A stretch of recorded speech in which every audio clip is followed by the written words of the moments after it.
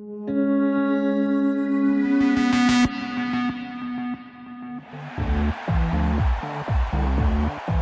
2023 bull party in the Indian equity market continued till much after we rang in the new year. But the market has slowed down the pace over the past week. Or maybe it's just a late hangover of what has been a one-way ride on Dalal Street. The Indian stock market, earlier today, its benchmark indices hit record high levels. The future for the Indian markets looks bright. That is, assuming that there are no hurdles. SIP inflows, they scale record high this time, more than 16,000 crore rupees. The AMFI data, the mutual fund data has come through, and the assets under management has crossed 50 lakh crores on December 31st for the first time ever. And when there is a big party, everyone wants to be invited. In this case, you don't get a golden ticket, just a celebratory bell. That's right, the unlisted lot looking to join the bullpen on Dalal Street. The big fat IPO rush. In 2023, over 50 companies debuted on Dalal Street, ranging from pencil makers to condom makers, raising over 50,000 crore rupees. But it has not been all easy. While a bunch of new age companies had listed in the bull market of 2021, including the likes of Zomato, Bazaar, Paytm and Nykaa, several others had missed the bus as the markets turned. In fact, many companies which had filed for an IPO withdrew their filings, including the likes of PharmEasy, Boat, Snapdeal and several others. But this year, as the buzzword remains rally, from elections to investments, many familiar names are lining up to catch the wave. Electric two-wheeler startup Ola Electric is hoping to go public by early next year. This is the first public offering by an auto company in the last 20 years. The company is looking to raise 5,500 crore rupees via the IPO and is eyeing a valuation of $7 billion. Founder Bhavish Aggarwal is looking to offload a 3.4% stake in the company. MobiKwik is hoping to be second time lucky with its D-Street debut. What has changed this time is that the fresh issue component of the IPO has been slashed more than half. Another new age stock is set to hit the public markets, and this time it's FirstCry that has filed for its IPO. FirstCry is set to issue fresh equity shares worth about 1,800 crore rupees. But investors have seen the good, the bad and the pure ugly in startup IPOs. Zomato had doubled from its offer price but delivered enough heartburns along the way. Cartrade is sitting at half the price that the IPO was launched at. Same is the story for Bazaar's parent company that is still languishing below its offer price. And then there's the story of Paytm, where the tagline Paytm Karo haunts IPO investors who never saw that level again and fast lost hope to recover. But it's not all bad. Mamaearth, RateGain, Traction have given the retail subscribers some hope. In fact, of the over 50 companies that had listed in 2023, the market price of only 4 was lower than the offer price as of January 15th, according to Market Tracker Prime database. So IPOs are a mixed bag. And that's exactly what SEBI chairperson Madhavi Buch warned about last week. I think the important thing to note is that it's always a mixed bag. And therefore, the acknowledgement that IPO pricing is at best a judgment of various players, and that which can go either way, let me put it that way. But what does 2024 have to offer? Kotak Investment Banking forecasts a robust year for IPOs and expects IPO volumes to double. Here's Rajat Ranjan, Kotak Investment Banking. One, internet companies, all things being equal, will end up being larger than the non-internet companies.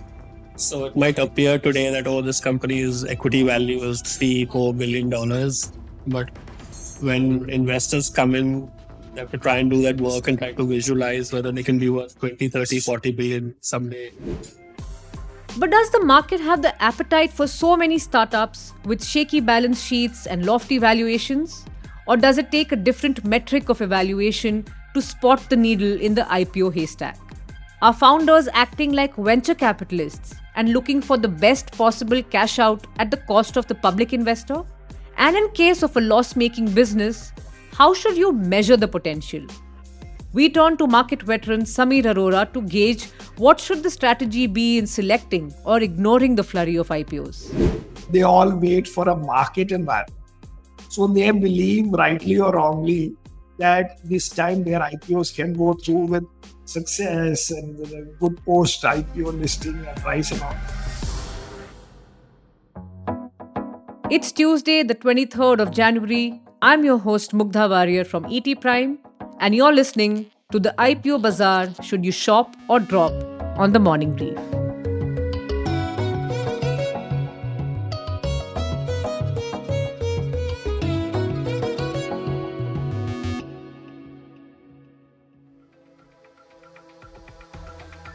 IPOs are always a tricky bet for investors, especially so when these tech unicorns gallop in with their high cash burn, higher valuations, and in the case of many, deep losses. We asked some retail investors what they looked at when investing in an IPO, especially of a new age company. I don't think I would invest in any of the new age or startup companies that have gone for IPOs. There are many still loss making. I do invest in new age IPOs, and the companies that interest me the most are the one who are disrupting any new market or any new space and are generally focused on the upcoming generation. I usually invest in SIPs or mutual funds, but the IPO market seems to have some exciting days coming up. The valuations of the new age companies are too high. That's largely because of the funding in the earlier rounds. I do check the financials of any company before investing, but for the new age companies, that's not the basis of my decision making process. I would actually like to buy stock of startups of which I am a customer of, like say a Nykaa or a Zomato. Of course, it should be performing well. I think of the new age startups, I think there'd only be one that I would invest in. It would be Zerodha. Basically, any startup that is bootstrapped and profitable. So if a company is creating a habit and is running its business in a very low competitive market, then I think its bottom line shouldn't matter for the time being, because eventually it will start making on profits. SEBI chairperson Madhavi Butch, while speaking at an event on the oversubscription of public issues in recent years, cautioned retail investors to wait till after the IPO when the prices stabilize. There are odds to be played here. So my belief, and I've said this before, is that the price discovery mechanism of IPOs is imperfect. And therefore, if a retail investor, not a trader, not the one who wants to flip on day 1 or day 7, because then you're a trader, you're taking the risk, you know the odds, ऊपर भी जा सकता है, नीचे भी जा सकता है. If you're an investor, which means you want to hold for a reasonable period of time, then really speaking, why are you wanting to take this risk of ऊपर भी जा सकता है, नीचे भी जा सकता है? Wait until the price stabilizes. Possibly wait until the first set of quarterly results come. There is no hurry and there is no impact cost for a retail investor. Butch's advice, as that of several others, is crucial, especially as many of the current lot of IPO-bound companies are still loss-making. Ola Electric, First Cry, Oyo, MobiKwik, and others were in deep losses as of fiscal 2023, although some of them have shown improvement in profitability in the first 2 quarters of this fiscal. But valuations continue to be a sticking point for these companies. For example, Ola Electric is said to be eyeing a valuation of $7 to $8 billion, which is over 20 times the company's FY23 revenues. This when just in September, the company was valued at $5.4 billion in a funding round. So is the market ready for the next batch of new age companies? Do retail investors have an appetite for some of these huge valuations? To get a sense of how to read the current market, how to evaluate the new IPOs, and what the lessons are from the previous startup listings, I turn to Helios Capital's Sameer Arora. Sameer, thank you so much for joining us. I want to ask you, since you recently launched a mutual fund, if you can talk to us about, the investor appetite in this market and how you are seeing the market currently. So, we are totally surprised by how this works, because we have been, before this, working in the institutional fund management, where the number of clients are very few and the decision-making cycles are long. But if somebody invests, they invest 10, $20 million. Here we started basically in October and we already have 21,000 investors and every day some 500 people invest. The total amounts cumulatively new now is maybe 6, 7, 8 crores a day. It's very interesting. And so it's clear that there is a lot of appetite for good funds. Okay, so clearly a lot of investor appetite. So do you think that is what a lot of these new age companies who are now lining up for the IPOs? There's been a flurry of these IPO filings in the last few weeks, right? Are they looking to just join this party? Are they coming out of a FOMO kind of a factor? Or you think many are actually ready to hit the public No, market? not all have to be ready, but they all wait for a market environment. So they believe, rightly or wrongly, that this time their IPOs can go through with success and with a good post IPO listing and price and all. Clearly, they are also betting on it. But Sameer, what is your advice or your suggestion to investors when they look at these new age IPOs, especially given that many are still loss making? Some of these larger IPOs such as Ola Electric, First Cry, they're still loss making, and even on the operating profitability, they might have shown improvement only in the last quarter. So, how do you look at them? The way we look at them is by not looking at them. So we basically have ignored all the IPOs, all of them. And only after IPO listing and after a few quarters where they could disclose, and disclose means they could come to that stage where they could give you some visibility.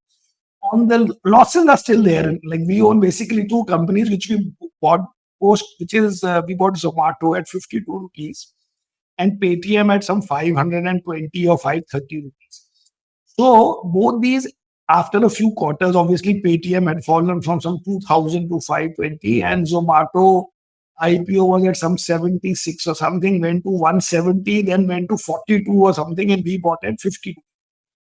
So the point is, in both of them, there was some common thing. One is that initially you are worried that there is too much private equity selling. So that a little bit has to be absorbed so that you feel, chalo theek hai, there is somebody else who also buys it. Because there are not one issue with these companies. There are 2-3 issues with all these companies that when they are making so much loss, that means during the time a lot of PE money is coming because they only can fund these and they are all financial investors. So they also want to get the best price they can get while selling. So that overhang is big. The second overhang is that most of these have also a lot of top holding or holding by management, and that also because they have to pay taxes and this and that, half the time they are selling also along. So for that, you need to see a little bit of stabilization of the business and also that the losses which might still be there, but that there is some visibility that these losses are going towards zero. In many of these new ones, you are still on the way down in terms of losses. That means the losses are increasing and there is no end point. In both these, we thought that there was an end point and therefore we bought them. So in the beginning, I'm not going to be looking at all these new ones that you are talking about. None of them. Okay. So then you have a different set of metrics than when you look at a traditional company listing and a new age company listing, right? Before metrics, the thing is, this one is actually easier to analyze. How? For example, in the case of Paytm and in Zomato and even others, you could see that a few, like 6-8 months ago, those days, now maybe not, but in those days when the bull market on this new listing was going on, that, Paytm are going public at 2000, but less than X number of months ago, they had raised money at 1200, suppose, or 1000. And so what happened in 4 months, 5 months, whatever number of months? Similar for all these companies. But mostly these guys will come at the highest point at which they have ever raised money, not realizing that the secondary market of similar companies is down. That in the refinancing market now, if a new company comes, new means an old company coming again, they are not getting the old price. But because you are going public, you want that every fellow who's ever invested should make money and obscene money. So that is one more reason why it's better to stay away at IPO stage. Therefore, the best is to answer this upfront so that nobody can say I'm talking about company A or company B. I'm talking about all of them. Okay, so your advice is to wait it out and see. And actually, valuations that are being proposed by these companies do seem high, especially when you compare it to the unlisted players and Yeah, even the absolutely. listed ones. This again. That is what I'm saying. It's so obvious that there is less thinking to be done. Why we need to do so much thinking when something is very obvious that you are taking advantage of the bullishness of the market and the hot IPO market and people's fascination with buying IPO. So there will be this overhang for this next batch of startups and new age companies that are coming, where there are already some listed peers. Even in Ola, you might say it is the first time, it is a EV, but the thing is, there is a listed Honda, there is a listed, Hero. Now, if Hero's market cap is 11 billion, 10 billion, how can you come up with 8 billion randomly? Who will come? Nobody is buying it. I think. We are not buying. Sometimes we are happy if others buy. Absolutely. Now, with the first batch of these new age companies, there was also that novelty factor, right? Like Correct. Zomato was the first online food delivery company. Now, if this year, say, a Swiggy also lists and, they do plan to list, how should investors look at that then? Because there is already a listed peer now. Correct. So I had tweeted long time ago when people were talking about Swiggy going public and Swiggy therefore being aggressive. I said there is zero sense for Swiggy to be aggressive because they'll be benchmarked off Zomato. If Zomato stock has done badly and is below IPO price, people are not going to say, oh, now we have another one, so let's try this. So it was obvious that there'll be a sort of a backing off. Why would you trade Swiggy at a premium to Zomato? Over time, whatever happens, happens. But in the beginning, day one, you can't be at a premium. And the IPO guy has to make some money to buy in the IPO. So the discount has to be, say, 40. And then the first guy hopes to make 25 or 20. Because nobody's coming in to make 5% return on day one in an IPO, even though 5% might be a great return if somebody made in the market in a month. Right. So you are not buying in the IPO. But do you think there will be a lot of interest in these IPOs, especially say for an Ola Electric, which is supposed to be the first pure play EV company to file for an IPO? No, there could be, but the thing is, you want good anchor and all that. So it all depends in the beginning. Because signaling has to be there, and it's not easy that way. So I think if they cut the price, maybe they can do it. But you can't come at the same price as a listed guy who's already big, makes profit, has been around for long, and it's not that they will not do EV. So this is not so straightforward as a complete, and also ultimately it's a manufacturing business. So you can't have too much of dream part in it. In some of these concepts, you can have that you'll take over the world, that you're the first person in cosmetics, you're the first person in something. It's a very different game. It is going from unorganized to organized. It has gone to some 500. Some story can be made. You can't make that so easily. Usually, a flurry of IPOs has earlier at least signaled the top of the market, right? Like the peak of the market. Do you think that if we're going to see that again this time, it might have a similar run? Well, I hope not, but actually, every time the market has peaked because of IPOs, yes. Or maybe the IPOs were, those are obviously IPOs become bigger and bigger, and one day it coincides with the people getting exhausted with that. But there is a difference in the sense that just that the market has become bigger and the investors are many and the fund sizes are bigger. So maybe they can handle one or two IPOs. If you sat down with a Bhavish Agarwal or the First Cry management, and I'm just giving examples from the list of the new IPOs, what would be the questions, the top 3, 4 questions you would ask them that you think investors should also be more aware of right now? So first is this only, that a path to profitability, and second, realistically, what is your expectation from the other players? That they are not coming in, that they are coming in. Somebody can say they are coming in at a premium segment, or somebody can say they are, 5 years behind and whatever. But that is a tough one to think that nobody else is coming in and you are there. Second is the stock market investor or the mutual fund investor has the lowest of expectations. Let him make 20% in the IPO. Don't make him be at break even or minus 5%, because if you If the stock falls below IPO price, 2-3 years of your life are gone. It is very rare for stocks to come back. And people hate you for years. If the stock is below IPO, they should do whatever it takes. And the thing is, mostly these guys don't sell a lot. And I mean, it looks a lot in absolute, but in percentage wise, you're going to sell 10-12% of the company or 15% these days, 25. Each guy separately doesn't have to maximize with that first lot everything that he can ever make in that stock. The first thing is the stock should trade well. If the stock trade well over time, you can sell whatever more you have to sell as you grow or as your profitability improves. But don't think that this is a one-off, one day. And there's so many examples where it takes so long. And for those 2, 3, 4 years, people really hate you. So what are the lessons then from the first batch of these new age companies? Like for Paytm, you said there's so much heartburn investors have even today. Because the price was too aggressive.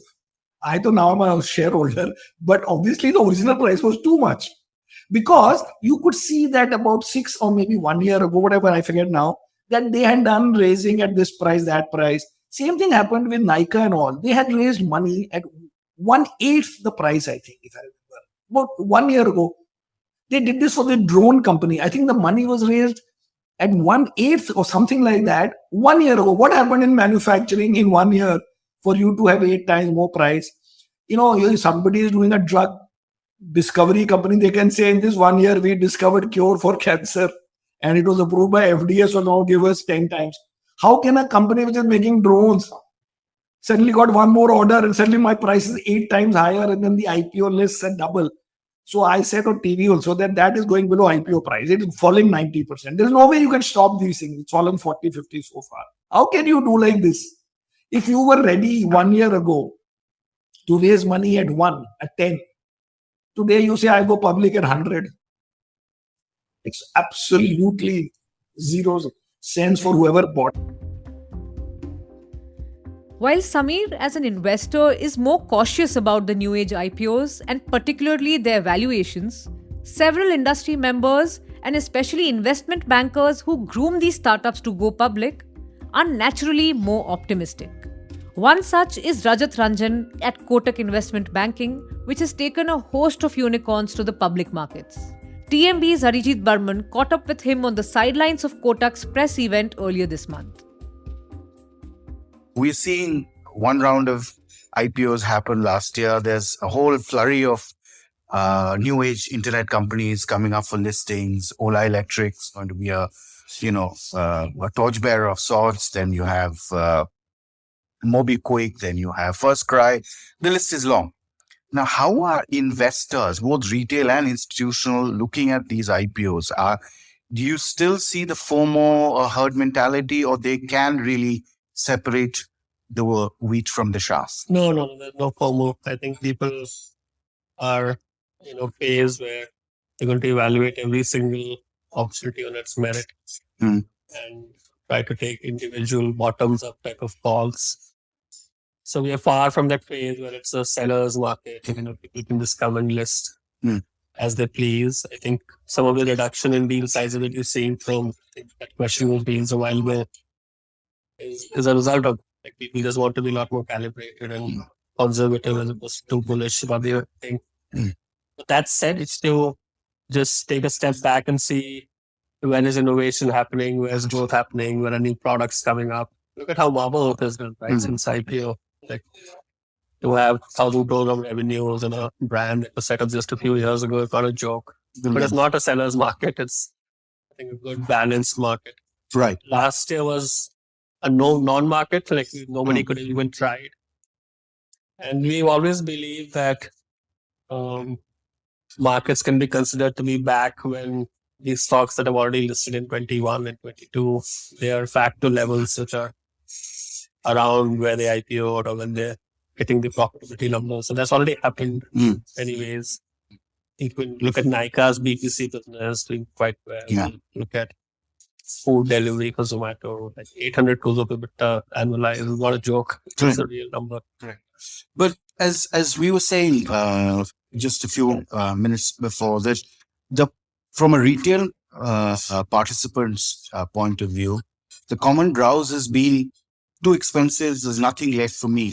It's all taken away by institutions. Nothing is left by the promoter or the bankers on the table for the small and minority shareholders. Yeah, I think there are 2-3 points there. One, internet companies, um, all things being equal, will end up being larger than the non-internet companies. So it might appear today that, oh, this company's equity value is $3-4 billion. But when investors come in, they have to try and do that work and try to visualize whether they can be worth 20, 30, 40 billion someday. And if because the thing with these internet companies is that they set up their costs and all that upfront. So that's why the losses are upfront. But they do well. You look at how Facebook has done, or Google has done, or Amazon has done, or even the other markets, Meituan and others in China. They've all given decent returns to markets. Just pricing. You can't price a deal at like half of as the deal is clearing. That's the point we were making. And I think on an average basis, we think that the internet sector is trading at about 35-40 times EBITDA, which is actually it's not higher than the offline guys. None of the offline large players like DMart or Asian Paints or Danish, right? They all trade at higher multiples. But when during listing, it seems that there is nothing left on the table for the post-listing. It's a different story. Should the valuations be recalibrated? Should to like half? I mean, one can leave 5-10%. Eventually, in a market with risk-free rate of 9% or 8%, you can't make 40% returns. Right. And loss-making ventures with promises, do you see them have any hope, or you have to show the money on the table, profits? I think there are two kinds of loss-making companies. One is a loss-making company which doesn't have product market fit or business market fit. They are loss-making because they don't know how to make profits. And there's a kind of loss-making company which is loss-making because it was investing in growth or whatever, but it knows how to make profits. So only the latter can access the markets. Companies that have no idea and that just bumbling through, they are going to need a nice trouble. And I think they'll still have to find investors in the private market. And the last thing which I wanted to ask you, which is that promoters or founders selling their shares, the timing sometimes raises eyebrows, either just before listing or right after the lock-in expires. Does that send a wrong message optic-wise? When Yashish and Alok sold their stake in Policy Bazaar because they had to exercise their ESOP after the IPO happened, the markets are upset. And we kind of didn't know that the stock would react the way it would. So everybody missed that. Now, as we approach the public markets, and in some cases, a lot of tax is being, ESOP, etc., has happened. So then we're guiding people to do offer for sale. And remember, taxes have to be paid on a financial year basis or assessment year basis. So if a company files in November and they're supposed to pay the tax by March or December, then they can't wait for an IPO after 1 year. So a lot of these are technical kind of reasons. We also don't grudge founders who put a lot of effort into building the companies, taking like 1% or 0.5% off the table. So it's often tax, it's often some 3-4 founders. Sometimes some founders become passive, so they sell. That's not fully known to the public markets, etc. The stage seems set for 2024 when it comes to IPOs by new age tech companies. While Ola Electric and FirstCry are expected to be the bigger ones, hospitality company Oyo and several others such as MobiKwik, Office, Portia, Unicommerce and others are also getting ready to go public. There could be as many as 15 to 20 unicorn IPOs in the next 12 to 24 months according to Kotak Investment Banking. But are these companies only looking to ride the bull wave? Will they be spooked if markets correct? And who will be left holding the baby after the listing?